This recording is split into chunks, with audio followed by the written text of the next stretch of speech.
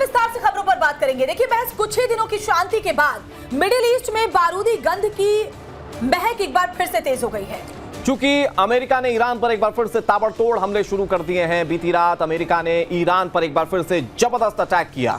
Iran के कई शहरों को सेंटकॉम ने निशाना बनाया है। चाबहार, तेहरान, बुशर, सिरिक में कई धमाके सुने गए हैं। हमले के बाद बहरीन में भी रात भर सायरन बजते रहे। खबर तो यह भी है कि अमेरिकी हमलों के बाद ईरान ने पलटवार जबरदस्त तरीके से किया है और इसके साथ साथ ईरान ने भी अपने मिसाइल तैयारियों का एक वीडियो जारी किया है। मिडिल ईस्ट में जो हालात हैं उसे देखकर लगता है कि ईरान ने फाइनल राउंड के लिए कमर कस ली है। सवाल यह है कि क्या इस बार जो ये युद्ध है वो लंबा चलेगा। दोनों देश एक टेबल पर बातचीत पर आए, लेकिन अब सब कुछ खत्म होता हुआ नजर आ रहा है। लंबी लड़ाई दोनों देशों के बीच में हुई थी और उसके बाद दोनों देश एक टेबल पर आए थे। अमेरिका और ईरान के बीच समझौता हुआ था। 14 मुद्दों पर सहमति बनी, लेकिन इस वक्त आसार दोनों के बीच भीषण जंग के बने हुए हैं। ये 14 मुद्दों की डील 28 दिन भी नहीं चल पाई। इसी पर अपने खास मेहमानों से हम चर्चा करेंगे। हमारे साथ दो बेहद खास मेहमान जुड़ गए हैं। हमारे साथ कर्नल उत्कर्ष राठौर जुड़ गए बतौर डिफेंस एक्सपर्ट। संजीव श्रीवास्तव जी हमारे साथ जुड़ गए, विदेश मामलों के जानकार। दोनों का स्वागत करते हुए मैं इस वक्त की बड़ी खबर अपने दर्शकों को बता देता हूं। वॉर जोन से इस वक्त जो बड़ी खबर सामने आ रही है, खबर यह कि अमेरिका ने ईरान के कई शहरों पर इस वक्त हमला किया है। अमेरिका ने ईरान के कई शहरों पर हमला किया। ट्रंप की धमकी के बाद यूएस आर्मी ने बम गिराए हैं। पोर्ट सिटी चाबहार में अमेरिका के ताबड़तोड़ हमले देखे गए हैं। तेहरान, बुशहर, सिरिक ये वो इलाके हैं जहां जबरदस्त धमाके सुने गए हैं। अमेरिकी हमले के बाद बिजली सप्लाई पूरी तरह से ठप हो गई है। कल अमेरिका कह रहा था इस बार ईरान को बिल्कुल नहीं छोड़ेंगे, तो क्या ये हमले उसी दिशा में किए गए? अमेरिकी सेंट्रल कमांड ने बताया कि ट्रंप की धमकी के बाद सेना ने ईरान पर नए हमले शुरू किए। अमेरिका का हमला तेहरान से लेकर न्यूक्लियर फैसिलिटी वाले बुशहर पर भी हुआ है। ईरान की न्यूज एजेंसी ने यह कहा है कि पावर प्लांट को कोई नुकसान नहीं पहुंचा है, लेकिन सवाल यह है कि क्या वाकई में कहीं कोई नुकसान नहीं पहुंचा है, क्योंकि अमेरिका ने टारगेटेड हमले किए थे। क्योंकि आप चाबहार देख लीजिए, पोर्ट्स के लिहाज से बहुत महत्वपूर्ण शहर है ईरान का। इसके अलावा आप बुशहर देख लीजिए जो एटॉमिक रिसर्च के लिए जाना जाता है। सिरिक रणनीतिक रूप से बहुत महत्वपूर्ण है ईरान के लिए। तो ये वो शहर हैं जहां से ईरान को बहुत अच्छा खासा डेंट हो सकता है, लेकिन ईरान दावा कर रहा है कि अमेरिका के इन हमलों में उसे ज्यादा नुकसान नहीं हुआ है। तो बड़ी खबर आपको बता रहे हैं, जरा ये तस्वीरें भी देखिए। सेंटकॉम ने ये वीडियो जारी किया है जिसमें साफ देखा जा सकता है कैसे जबरदस्त तरीके से ये हमले हुए हैं।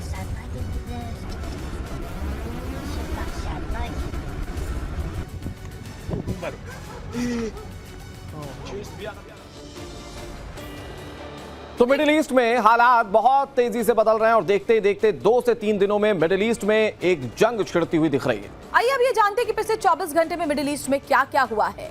और उसमें सबसे पहली जो अपडेट के रूप में जो सबसे पहला घटनाक्रम है वो ये कि ट्रंप ने धमकी दी, और जब ट्रंप ने धमकी दी तो यूएस आर्मी ने बम गिराना ईरान के ऊपर शुरू कर दी। अब इसमें चाबहार, तेहरान, बुशहर, सिरिक हुआ, इन तमाम जगहों पर यूएस ने हमले किए हैं, ताबड़तोड़ बमबारी की है। ईरान के गोलिस्तान में रेलवे ब्रिज पर अटैक किया गया और ईरान पर बड़े हमले की तैयारी में अमेरिका जुटा हुआ है, जो जानकारी मिल रही है। मिडिल ईस्ट में 20 से ज्यादा युद्धपोत तैनात हैं। बहरीन और कतर में मिसाइल हमले के सायरन भी सुनाई पड़े हैं। डोनाल्ड ट्रंप ने ईरान को एक बार फिर से धमकी दी है। ईरान पर आगे और घातक हमले होंगे। डोनाल्ड ट्रंप ये साफ शब्दों में कह चुके हैं।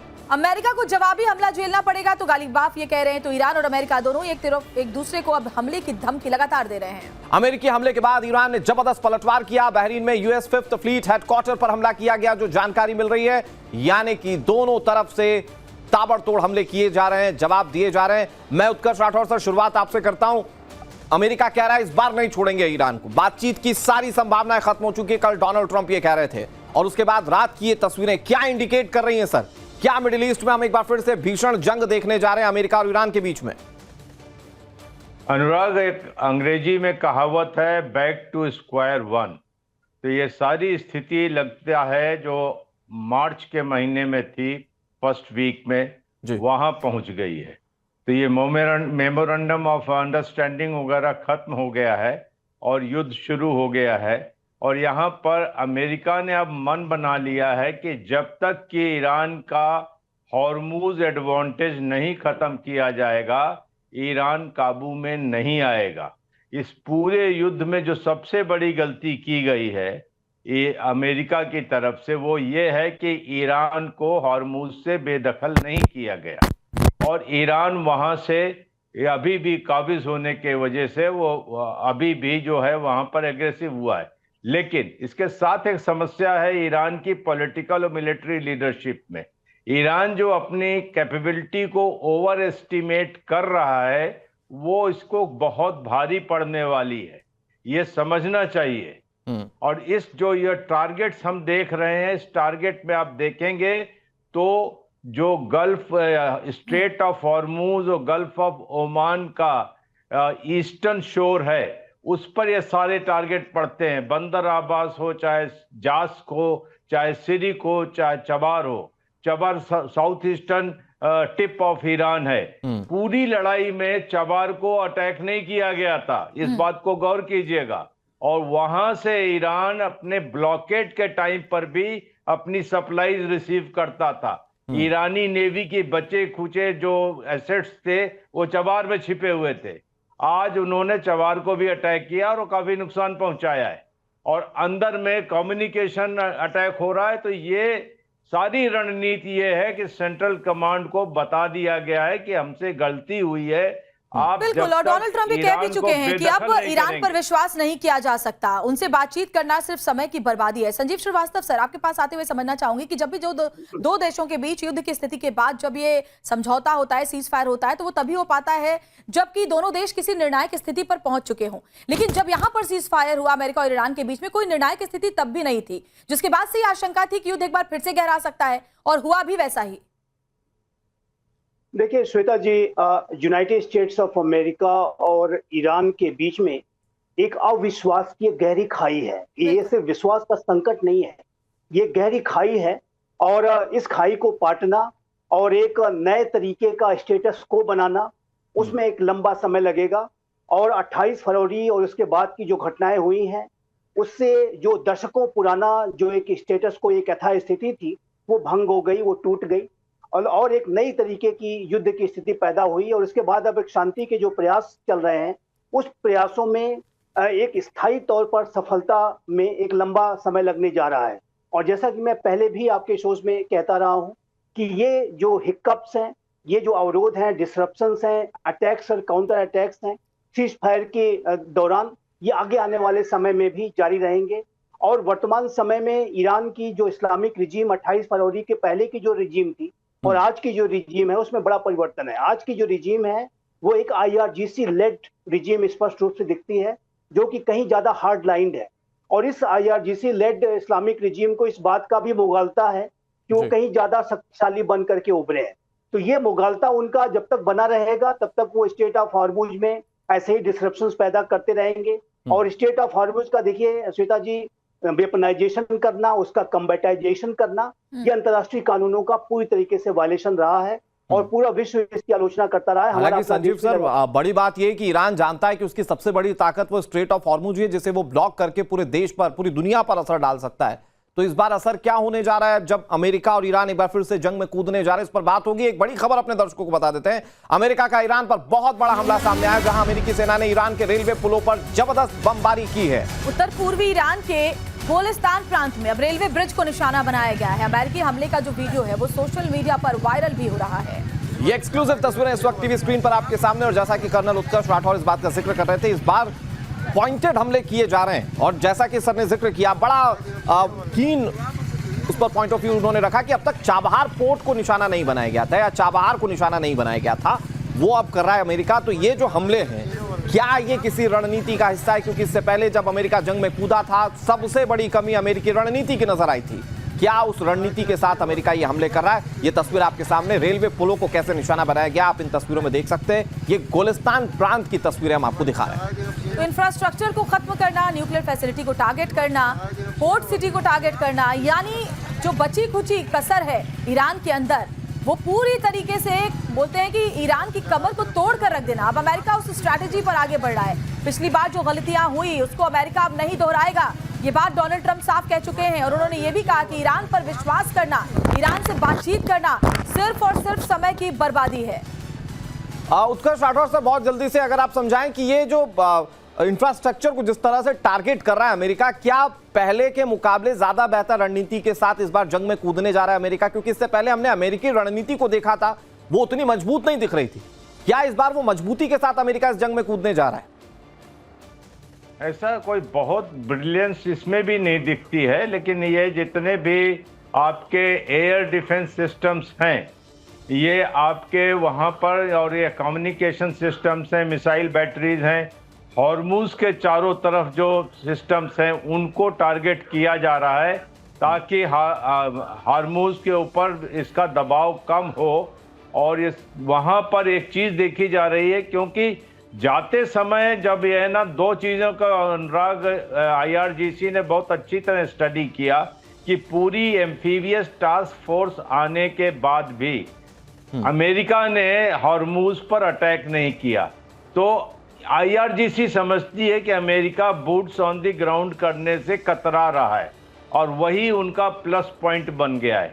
तो इस बार जो अटैक हो रहे हैं, अगर आप इनकी स्केल देखें तो ये शुरुआती अटैक की तरह है। 150 टारगेट एक रात में बहुत ज्यादा होते हैं जी कर्नल, तो इसलिए मैं कह रहा हूं। बिल्कुल बड़ी बात आपने कही और आगे भी आपके पास आएंगे। संजीव सर, आपके पास भी आएंगे। एक बड़ी खबर दरअसल इस वक्त सामने आ रही है। अमेरिकी हमले का ईरान ताबड़तोड़ जवाब दे रहा है। इसको लेकर जानकारी यह है कि IRGC दावा कर रहा है कुवैत, बहरीन, 4 अमेरिकी बेसेस IRGC की ओर से टारगेट किए गए। ये बड़ा अपडेट निकलकर सामने आ रहा है। इससे पहले भी मार्च के महीने में जब ये युद्ध गहराया था, उस वक्त भी स्ट्रैटेजिकली ईरान इसी तरीके से US बेस को टारगेट कर रहा था। अब एक बार फिर से उसने ये शुरू किया है, हमलों में अमेरिका को बड़ा नुकसान पहुंचाया जाए, अमेरिका के जो करीबी देश हैं वहां पर US बेस और वहां के इंफ्रास्ट्रक्चर को टारगेट किया जाए। ईरान एक बार फिर से इसी रणनीति पर काम कर रहा है। अमेरिका ने फिर हमले किए तो इसका तगड़ा जवाब मिलेगा। IRGC ये कहते हुए हमला कर रहा है। मतलब IRGC कह रहा है आपने हमले किए तो ऐसा नहीं है कि हम चुप बैठेंगे, हम इससे ज्यादा बड़े हमले करेंगे। IRGC ने इन हमलों के साथ ये मैसेज बिल्कुल क्लियर कर दिया है। और संजीव सर, आपसे समझने की कोशिश करेंगे। पिछली बार डोनाल्ड ट्रंप की तरफ से देखिए, मुझे लगता है कहीं ना कहीं ये समझने में, आकलन में चूक हो गई थी। उनको लगा कि वेनेजुएला की तरह यहां पर भी आसानी से खामनेई अगर हट जाते हैं तो उसके बाद सब कुछ उनके हिसाब से हो जाएगा। ऐसा हुआ नहीं और यही वजह है कि इस बार हो सकता है जब वो पूरी तरह से मामले को भांप चुके हैं और वो ये भी समझ चुके हैं कि ईरान के पास कौन सी वो कमजोर नब्ज है जिसकी वजह से वो अमेरिका पर पिछली दफा भी एक फ्रंट फुट पर खेलता हुआ नजर आया था। क्या आपको इस बार अगर लड़ाई गहराती है तो एक अलग स्ट्रैटेजी देखने को मिलेगी? जरूर श्वेता जी, क्या ये इस बात की ये स्पष्ट है कि डोनाल्ड ट्रंप का जो एडमिनिस्ट्रेशन है, स्वयं राष्ट्रपति डोनाल्ड ट्रंप की असेसमेंट्स थे कि जब अमेरिका वहां पर एक बड़ी कार्रवाई करेगा जो उसने 28 फरवरी को की, तो उसके बाद से इस्लामिक रिजीम के विरोध के स्वर उठेंगे और ये जो रिजीम है वो अंदर से ही क्रम्बल करेगी, वो कोलैप्स करेगी। इस बात की अपेक्षा अवश्य ट्रंप एडमिनिस्ट्रेशन को थी, लेकिन उसमें वो पूरी तरह से नाकाम साबित हुए हैं, पूरी तरीके से विफल साबित हुए हैं। ये बात बहुत स्पष्ट है।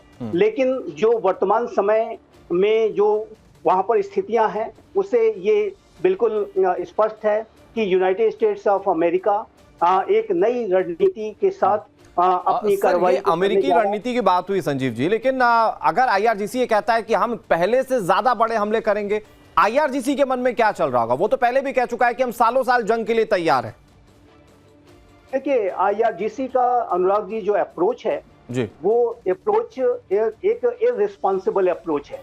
वो जिस तरीके से उन्होंने स्टेट ऑफ हॉर्मुज का वेपनाइजेशन, कम्बैटाइजेशन किया है, एक नेचुरली बिल्ट इंटरनेशनल वाटरवेज को जिस तरीके से उन्होंने अपनी टेरिटरी के तौर पर इस्तेमाल करना शुरू किया है, उसका दुरुपयोग रादर मैं कहूँगा करना शुरू किया है, वो अंतर्राष्ट्रीय कानूनों का उल्लंघन है।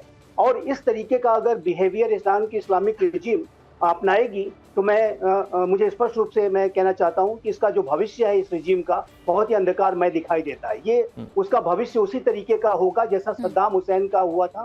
सद्दाम हुसैन ने गल्फ वॉर 1 के बाद उन्हें भी इस बात का गुमान था कि वो अभी भी बचे हुए हैं, अभी भी वो शक्तिशाली है और अमेरिका को वो लगातार वो टारगेट करने की कोशिश करते रहे, लेकिन उसमें एक लंबा समय लगा। लेकिन अल्टीमेटली सद्दाम हुसैन के रिजीम का फॉल हुआ, उसका पतन हुआ। और यदि वर्तमान की जो ईरान की इस्लामिक रिजीम है, जो IRGC लेड कहीं ज्यादा हार्ड लाइन रिजीम जो है, यदि वो इसी तरीके का व्यवहार करेगी और अंतर्राष्ट्रीय कानूनों के साथ खिलवाड़ करेगी, पूरे अंतर्राष्ट्रीय समुदाय के साथ खिलवाड़ करेगी, तो उसका जो भविष्य है उसी तरीके का हो सकता है जैसा सद्दाम हुसैन के रिजीम का हुआ था, यानी इसका फॉल हो सकता है। लेकिन इस प्रक्रिया में लंबा समय लगेगा। ये जो पूरा कंटेस्टेशन है, लंबा समय लगेगा, लंबा युद्ध चलेगा तो उसका असर पूरी दुनिया पर होगा, जैसे पहले भी हो रहा था। और कच्चे तेल की कीमत कल ही 3% से ज्यादा बढ़ गए थे, यानी असर एक बार फिर से बाकी देशों को भी देखना होगा। आप दोनों बने रहे हमारे साथ। बड़ी खबर अपने दर्शकों को बता देते हैं। अमेरिकी राष्ट्रपति डोनाल्ड ट्रंप ने चेतावनी दी कि अगर ईरान की सेना ने हॉर्मुज में जहाजों को निशाना बनाया तो अमेरिका के जवाबी हमले और गंभीर होंगे। मतलब एक तरफ IRGC कह रहा है हम मारेंगे, इधर अमेरिका कह रहा है हम भी पूरी तैयारी के साथ मारेंगे, पहले से ज्यादा तेज हमले करेंगे। ईरान का जहन्नुम बना दिया जाएगा, ये भी कहा गया है। तो ईरान पर हमले को लेकर अमेरिकी राष्ट्रपति डोनाल्ड ट्रंप का पोस्ट सामने आया कि ईरान पर आगे और भी घातक हमले अमेरिका करेगा। ये हॉर्मुज में ईरान के हमलों का बदला है, ये डोनाल्ड ट्रंप कह रहे हैं। सवाल ये कि डोनाल्ड ट्रंप के मन में क्या चल रहा है, क्योंकि एक वक्त तो वो अचानक से उठकर कह देते हैं कि मैं पूरी सभ्यता मिटा दूंगा, फिर कहते हैं बातचीत के टेबल पर आएंगे, बातचीत के टेबल पर भी कोई कॉन्क्रीट सॉल्यूशन नहीं निकालते और फिर अचानक से जंग में झोंक देते हैं अमेरिका को और ईरान को उसमें कूदना पड़ता है। तो सवाल ये है कि इन चेतावनियों का वाकई अमेरिकी राष्ट्रपति डोनाल्ड ट्रंप का कोई मायना है, क्योंकि वो सुबह कुछ बोलते हैं शाम को कुछ बोलते हैं। हालांकि उन्होंने इस बार जो जंग एस्केलेट की, इस पर कहा है कि हम पहले से तेज और घातक हमले करेंगे। कलर राठौर, आपसे समझना चाहूंगी क्योंकि इस पूरे अगर लड़ाई में आप देखिए तो सबसे बड़ा पेंच फंसा हुआ है स्टेट ऑफ हॉर्मुज को लेकर के। वहीं से हर बार जो है वो लड़ाई एक अलग दिशा में मुड़ती हुई नजर आ रही है। एक बार फिर से सीज फायर जब खत्म होता हुआ दिख रहा है तो उसकी भी मुख्य वजह वही है। तो यहाँ पर इसका क्या समाधान आप देखते हैं?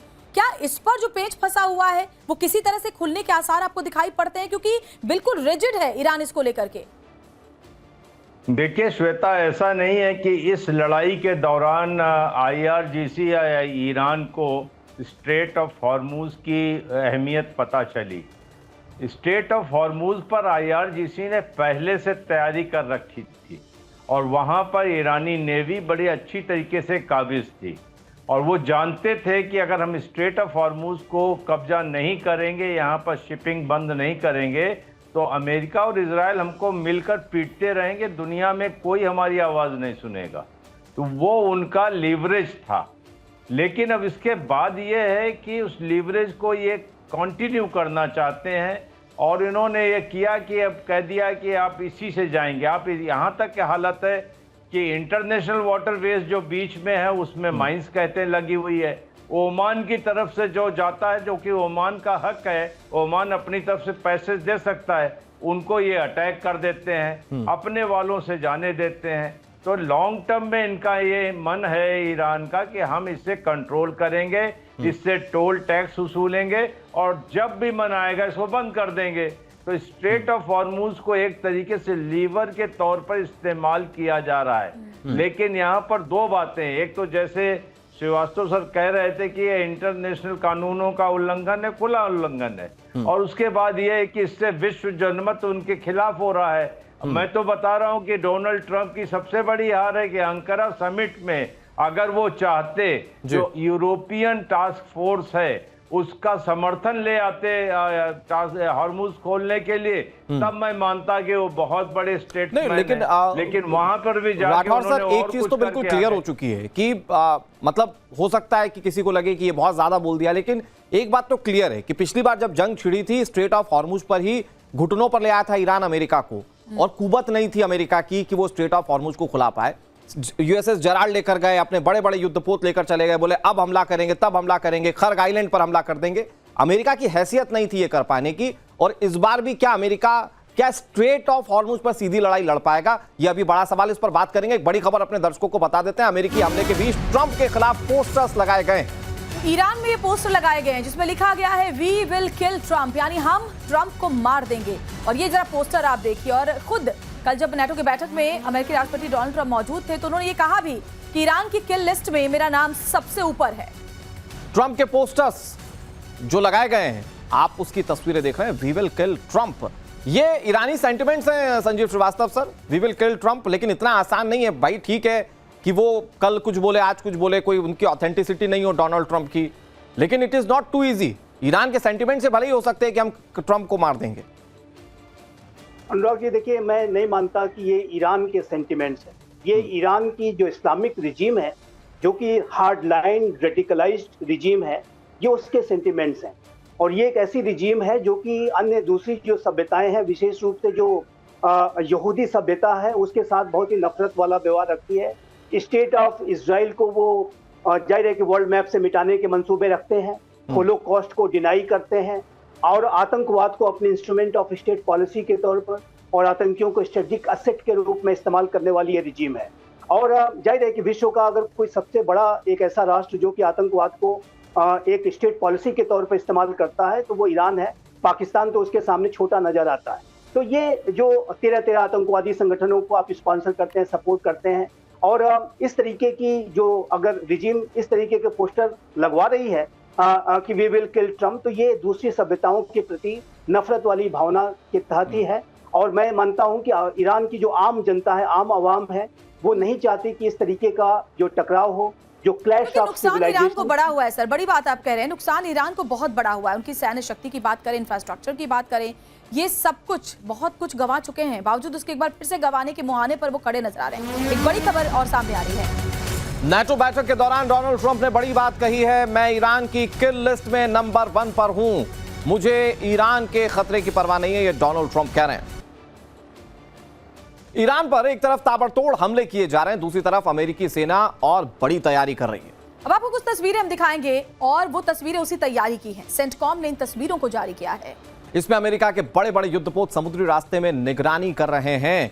तो आपको बताते हैं कि कैसे अमेरिका खुद की तैयारी कर रहा है ईरान के खिलाफ जंग में। मिडिल ईस्ट में अमेरिका ने अपने 20 से ज्यादा युद्धपोत तैनात कर दिए। 20 से ज्यादा ये वॉरशिप अलग अलग समुद्री इलाकों में गश्त कर रहे हैं। सेंटकॉम का कहना है कि इनकी तैनाती का मकसद क्षेत्र में सुरक्षा बनाए रखना है। दूसरी तरफ नाटो महासचिव ने एक बहुत बड़ा दावा किया है। मार्क रूटे ने कहा कि ईरान के खिलाफ सैन्य अभियानों के समर्थन में यूरोप से 5000 विमान उड़ान भर चुके हैं। मतलब बहुत साफ है, मतलब अमेरिका एक बार फिर से वॉर मोड में है। अमेरिकी राष्ट्रपति ट्रंप ने ईरान के खर्ग आइलैंड पर भी हमले की सीधी धमकी दी है। वहीं उपराष्ट्रपति जेडी वेंस का कहना है कि अगर स्ट्रेट ऑफ हॉर्मुज में जहाजों को रोका गया तो अमेरिका फिर से नाकेबंदी लगा देगा। सवाल यह है कि आने वाले वक्त में क्या होने जा रहा है, क्योंकि कल रात की तस्वीरें बता रही हैं भीषण जंग यहां मिडिल ईस्ट में एस्केलेट हो रही है और उसका असर पूरी दुनिया पर देखने को मिलेगा। कर्नल राठौर, जिस तरह से हम बात लगातार कर रहे हैं, ईरान बहुत कुछ गंवा चुका है। सैन्य शक्ति गंवाई, इंफ्रास्ट्रक्चर गंवाया, और जो समझौते हुए उसमें ज्यादातर शर्तें ऐसी थी जो कि ईरान के हक में थी। ईरान ने अपनी शर्तें मनवाई थी। बावजूद इसके एक बार फिर से ईरान युद्ध के मैदान में लगातार उकसा रहा है अमेरिका को आने के लिए भी, और खुद भी कूद रहा है। चाहता क्या है ईरान, क्या समझ पा रहे हैं आप? देखिए श्वेता, यहाँ पर 2-3 चीजें समझने वाली बात है। एक तो पहली बात है कि IRGC ने पॉलिटिकल लीडरशिप को साइडलाइन कर दिया है और IRGC मुस्तफा खामनेई के पूरे विश्वास पात्र हो गए। और तीसरी चीज ये है कि जो ये अली खामनेई के नमाज ये शोक चल रहा है, इसमें 2.5 करोड़ की जो इन्होंने इकट्ठा की है जनता, एक तरीके से ये मैंडेट मानते हैं कि ईरान जो है इनके अंडर में, इनके नेतृत्व में किसी तरीके की मुसीबत और हार्डशिप झेलने को तैयार है। अब यहाँ पर एक बात आती है, IRGC ने ये मान लिया है कि अमेरिका अपने बूट्स ऑन ग्राउंड नहीं डालना चाहता है। और अमेरिका, जैसा कि अभी अनुराग कह रहे थे कि 3 एयरक्राफ्ट कैरियर्स लाने के बाद भी कोई फर्क नहीं पड़ा, अमेरिका थोड़ा झिझकता है यहाँ पर। और इस चीज से एक बात तो मान लीजिए कि ईरान ने जो युद्ध में खाड़ी के देशों में और अमेरिकन इंटरेस्ट को, इजराइल को खासा नुकसान पहुंचाया, इसमें कोई दो राय नहीं है।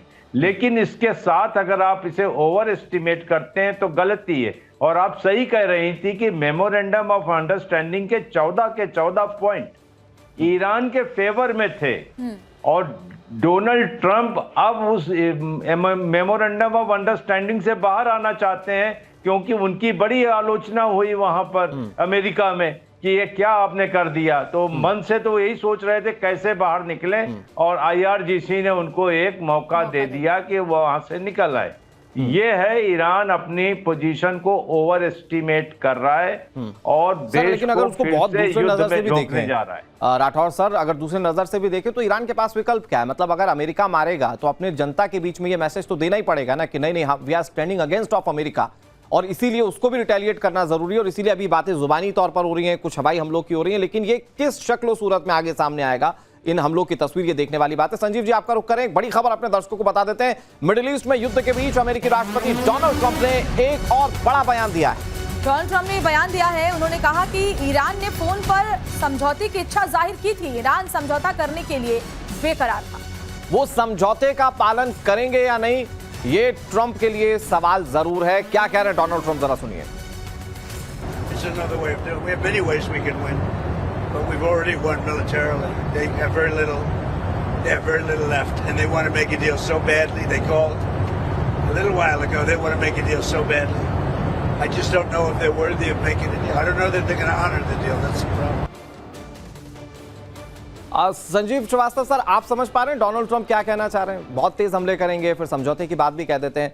हालांकि डोनाल्ड ट्रंप वही व्यक्ति हैं जो कुछ दिन पहले तक कह रहे थे नहीं नहीं साहब, डील की टेबल पर आइए, डील की टेबल पर आइए। वहां पर भी उतावले थे, अब वॉर एस्केलेट करने के लिए उतावले हैं। समझ पा रहे हैं सर क्या बयानों के मायने डोनाल्ड ट्रंप के? जी, देखिए, मैसेज बहुत ही लाउड एंड क्लियर है कि यदि ईरान की जो इस्लामिक रिजीम है वो अपने व्यवहार में जैसा व्यवहार करेगी उसको वैसा ही जवाब दिया जाएगा।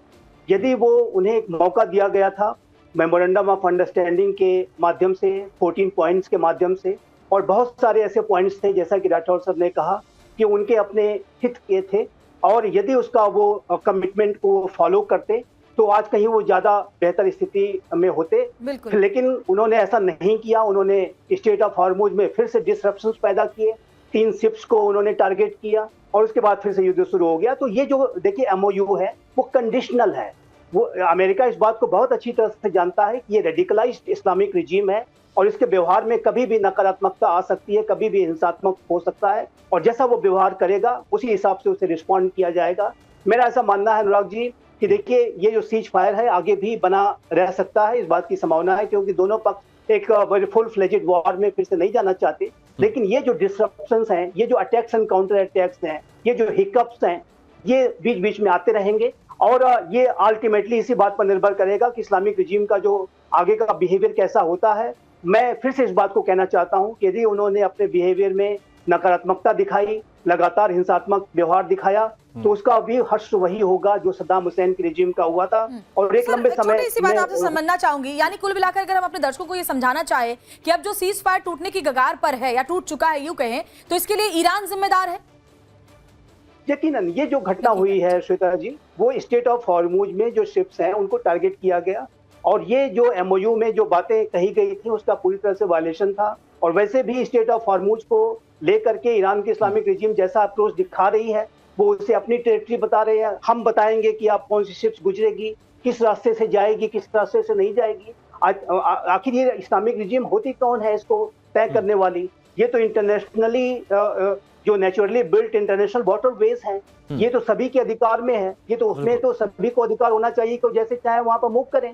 तो ये जो पूरा ईरान का अप्रोच है वो बहुत ही ज्यादा एक हार्डलाइंड अप्रोच है। वो कहीं ज्यादा हार्डलाइंड है 28 फरवरी के पहले के अप्रोच से। और मेरा ऐसा मानना है कि ये गैर जिम्मेदाराना भी है। और ये यदि इसी तरीके संभव है सर कि ईरान ये सोचता हो कि वो स्टैंड करेगा अमेरिका के साथ, तो फिर उसके पीछे जो 2 हिडन उसके सहयोगी हैं, चाइना और रशिया, उनके बारे में भी फिर जिक्र होता जरूर है। एक बार फिर से आपका रुख करेंगे, बड़ी खबर अपने दर्शकों को बता देते हैं। एक तरफ जहां डोनाल्ड ट्रंप ईरान को लेकर लगातार बयानबाजी कर रहे हैं, वहीं ईरान की तरफ से जबरदस्त पलटवार सामने आया। हमलों के बीच ईरान ने बहुत बड़ी धमकी दी है। ईरानी संसद के स्पीकर बाकिर गालिबाफ ने कहा कि वादे तोड़ने की कीमत अमेरिका को चुकानी पड़ेगी। अमेरिका को जवाबी हमला झेलना पड़ेगा, ये गालिबाफ कह रहे हैं। मोहम्मद बाकिर गालिबाफ सोशल मीडिया पर जो पोस्ट करके लिख रहे हैं वो इस वक्त आप टीवी स्क्रीन पर देख रहे हैं। और ये क्या लिखा है? America still hasn't learned that bullying and breaking promises are no longer cost free, यानी कि ये कॉस्ट फ्री नहीं है, अब इसकी कीमत अमेरिका को चुकानी पड़ेगी। तो कर्नल राठौर, ईरान का कहना है कि हम तो कुछ कर ही नहीं रहे, जो हो रहा है अमेरिका की तरफ से हो रहा है, अमेरिका वादा खिलाफी कर रहा है। आपको क्या लगता है? देखिए श्वेता, ऐसा है कि जुलाई के महीने में इन्होंने 5 बार शिपिंग पर हमला किया हुआ है, पहली बात। और दूसरी बात ये है कि जो ये गालिबाफ हैं, अरगाची हैं या पेजिशकियान हैं, पेजिशकियान उस दिन इराक में थे जब ये हमला शुरू हुआ। तो अगर पॉलिटिकल लीडरशिप के लिए थोड़ी सी भी रिस्पेक्ट होती तो वो इंतज़ार करते कि राष्ट्रपति वापस आ जाएं। इन तीनों को जो है उनकी एग्जिस्टेंस आज IRGC के पास है।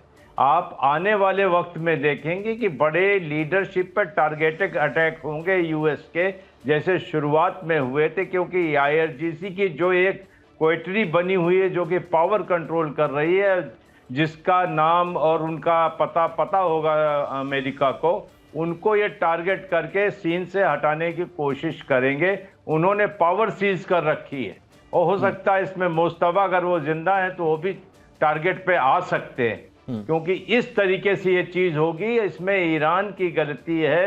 ये सारी चीज शुरू हुई है जब उन्होंने स्ट्रेट ऑफ हॉर्मुज में सिविलियन शिपिंग के ऊपर हमला किया। और वो वर्चस्व की जंग जो है वो अब वॉर की शक्ल ले रही है। लेकिन संजीव सर, अब जब गालिबाफ ये कहें सोशल मीडिया पर कि हम अमेरिका को नहीं छोड़ेंगे, अमेरिका को कीमत चुकानी पड़ेगी, तो सवाल यहीं से खड़ा होता है कि भाई जब अमेरिका पावरफुल है, जैसा राठौर सर बता रहे कि अमेरिका की कुवत क्या है, क्या सोचकर ईरान इस तरह के दावे कर रहा है और वो कर क्या सकता है? अगर वो कह रहा है कीमत चुकानी पड़ेगी तो वो किस तरह से अमेरिका को रिटेलिएट कर सकता है?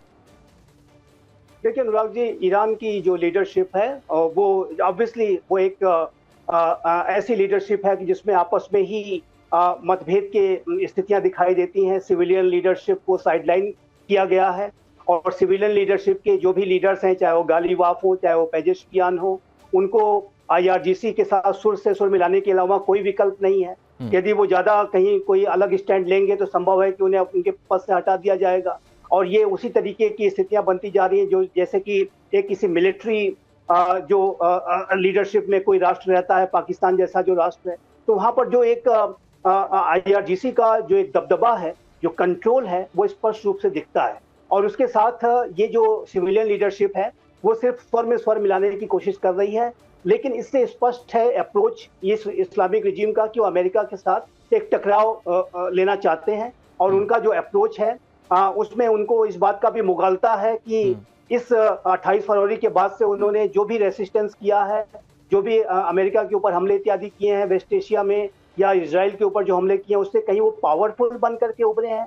तो ये जो मुगालता है ये बेहतर हो कि वो समय रहते दूर कर लें, क्योंकि इसमें देखिए अनुराग जी, कोई दो राय नहीं है कि 28 फरवरी के बाद से लगभग 40 दिनों के चले युद्ध में अमेरिका और इजराइल ने ईरान के सरफेस बेस्ड मिलिट्री एसेट्स को भारी क्षति पहुंचाई। और अब संजीव सर, ये तो एक पहलू है ना। मैं जाहिर बात है कि मैं ईरान को किसी तरह से समर्थन नहीं कर रहा हूं किसी भी फॉर्म में, बट ये है कि ये तो एक पहलू है। लेकिन 40 दिन तक इजराइल और अमेरिका के हमलों को झेल जाना, ये ईरान के लिए बड़ी जीत थी, जो ईरान के लोगों को ये बताती है कि नहीं, हम स्टैंड कर सकते हैं। 10 सेकंड में संजीव जी। मैं ये मानता हूं अनुराग जी कि ये जो इस्लामिक रिजीम का अप्रोच है वो एक आत्मघाती अप्रोच जैसा दिखाई देता है कि हम तो अपने आप को बर्बाद कर लेंगे और आपको भी बर्बाद करेंगे। इस तरीके की विनाशात्मक जो एक डिस्ट्रक्टिव सोच है वो इस रिजीम में दिखाई देती है। उनके पास मौके लगातार उन्हें दिए जा रहे हैं। 28 फरवरी के पहले भी नेगोशिएटिंग टेबल पर आने के सही कह रहे हैं सर, उनके पास खोने के लिए कुछ है नहीं। एक रेडिकलाइज्ड लीडरशिप और लीडरशिप का बिखराव वहां पर नजर आ रहा है और इसीलिए वो जंग के मैदान में एक बार फिर से कूदने के लिए पूरी तरह से तैयार हैं। बहुत शुक्रिया आप दोनों का सर, आपने बहुत अच्छे तरीके से इन हालातों को समझाया। आने वाले वक्त में क्या हो सकता है, इन हालातों पर नजर बनी हुई है। एक एक अपडेट टाइम्स नाम नवभारत आप तक पहुंचाएगा। वक्त एक बहुत छोटे से ब्रेक का है।